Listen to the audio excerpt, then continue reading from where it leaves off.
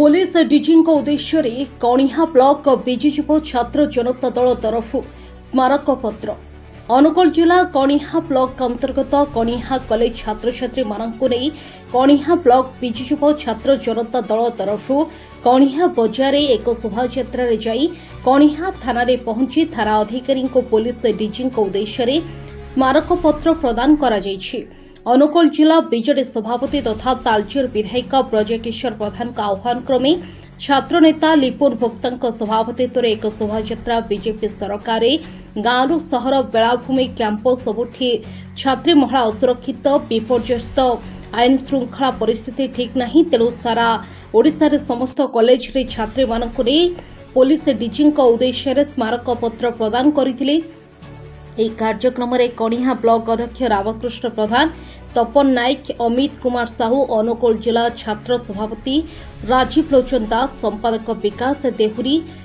जितेन्द्र साहू प्रमुख युव छात्र नेता उपस्थित रही कार्यक्रम को समर्थन जणाइथिले। ब्यूरो रिपोर्ट दमन टीवी न्यूज। दुनिया आमर सुरक्षा बोली किसी जिनिस नाई जमीती कि सन्यासी भौणी निजे आत्महत्या करती आमको भी भय लगुच कि आम सहित काले जदि एमती हम आम भी आम सुरक्षा चाहूँ किंतु आम सरकार को एतिकी निवेदन करुचु कि आमर सुरक्षा आम निजक माने टीचर हो कि ये हो आम सुरक्षा पाइबापी आम उपयुक्त अच्छु बाकी रहा कि आम सरकार को एतिकी कहवाक अनुरोध कि आमको सुरक्षा दवापाई से निश्चय अभियान कर। बर्तमान जमी बालेश्वर एफएम कॉलेज रे छात्री जनक सौम्याश्री भौणी जनक आमर आत्माहुति कर जमी आगामी भविष्य में कौन छात्र छात्री किंबा कौन बड़ बड़ भौणी मैंने कौन शिक्षकों द्वारा पीड़ित न हो आत्माहुति न दिंतु से आम कॉलेज कणिहा कॉलेज रो छात्री माने कणिहा थाना को आसी दाबीपत्र देइछु जहाँफल कि भविष्य में जदि कौन भी आम सहित दुर्व्यवहार हुए तेबे आमर पक्षरे आईसीसी कमिटी समेत कणिहा थानार बाबू माने आम मान सहित सपक्ष रहिबे बोली आमे मत व्यक्त करूछु।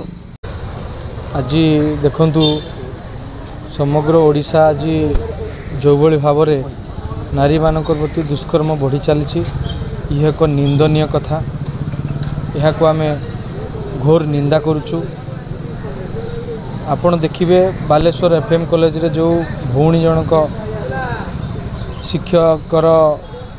दुर्भाव को सही न पारी आत्माहुति देले से भली भाव में ओडिशा रे छात्री एवं नारी प्रति जो दुष्कर्म धीरे धीरे बहुत मात्रा बढ़ी चली ताकू किभली भाव में आम रोकिबा आमे से परिप्रेक्षी आज कणिहा कॉलेज रो छात्र छात्री माने आसी एटी कणिहा आईआईसी को दाबीपत्र देलु जे आपण कॉलेज छात्र छात्री मानक सहित जड़ित रुहंतु आपण निजे गोटे टीम करी कॉलेज को जाऊँतु प्रत्येक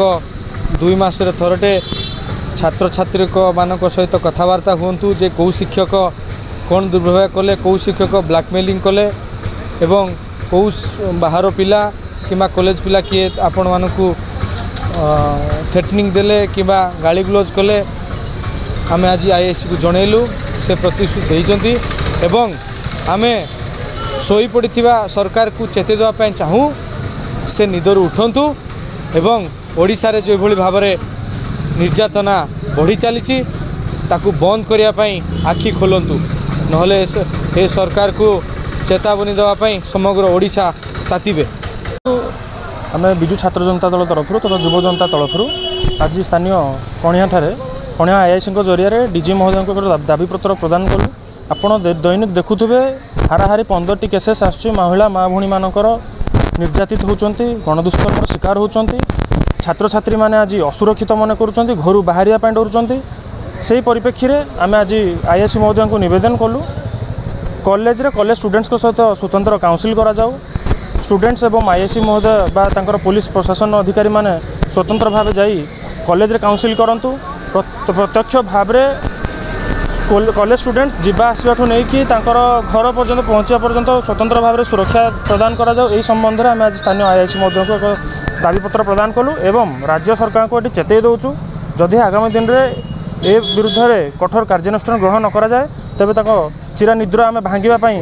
प्रस्तुत रहुछु।